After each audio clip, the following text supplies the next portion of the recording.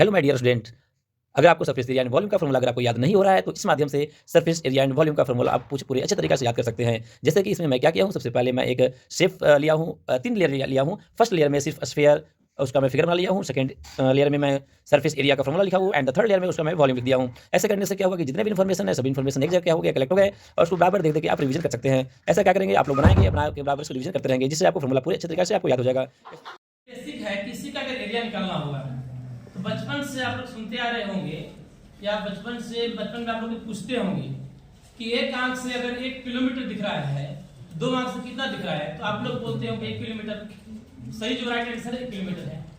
लेकिन अगर बोले कि अगर एक आंख से 1 किलोमीटर स्क्वायर दिखेगा तो 2 आंख से कितना दिखेगा, तो 1 किलोमीटर स्क्वायर नहीं दिखेगा, वो 1 किलोमीटर स्क्वायर से ज्यादा दिखाई देगा।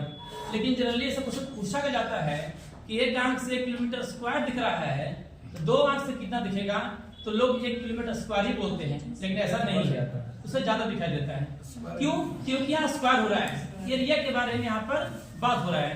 तो एरिया मतलब क्या? Area means multiple of the 2 dimension. तो अगर सिर्फ डायमेंशन को जानते हैं, सिर्फ डायमेंशन को, तो सबसे बेसिक चीज क्या सीखना है। जैसे मान लो सिलेंडर जहां जानते हैं, तो सिलेंडर किससे बना? तो सिलेंडर रेक्टेंगल से बनता है। रेक्टेंगल का सभी को आता है एरिया। जिससे रेक्टेंगल है तो ये रेक्टेंगल ये दिख रहा है, इससे क्या बनेगा? सिलेंडर बनेगा। यानी जो रेक्टेंगल का एरिया होगा वही क्या होगा? सिलेंडर का एरिया होगा। तो सिलेंडर का अलग से याद करने की जरूरत नहीं है, सिर्फ उसको क्या याद करना है आपका यहाँ पर रेक्टेंगल का एरिया। जैसे हो गया यहाँ पर L, ये हो गया B, तो जो सिलेंडर ये बन जाएगा तो ये सेम टू सेम हो जाएगा।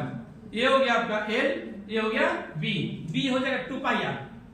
ये जो है B, ये बन गया आपका 2 पाई आर, वो बन गया सर्कमफ्रेंस 2 पाई आर, हाइट हो गया h and 2 pi r h। तो वही याद करने की जरूरत नहीं पड़ा।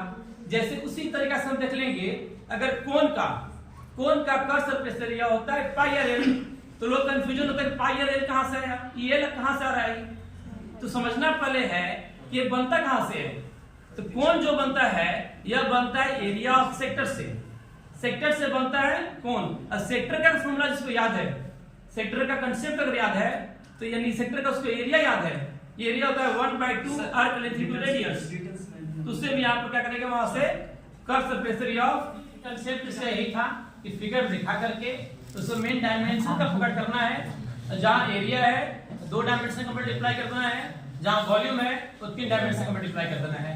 जैसे आपका कहां स्फीयर था, यानी 1 डायमेंशन आर है तो आर का p कर देंगे। बस पूरा कंसेप्ट रही है, तो बच्चे को पूरा फॉर्मूला यहां पर याद हो जाएगा। Thank you. बहुत बढ़िया एक्सप्लेनेशन रहा है इनका, Yes. अच्छा रहा। तो एक बार पुनः हमारे ठीक है, नेक्स्ट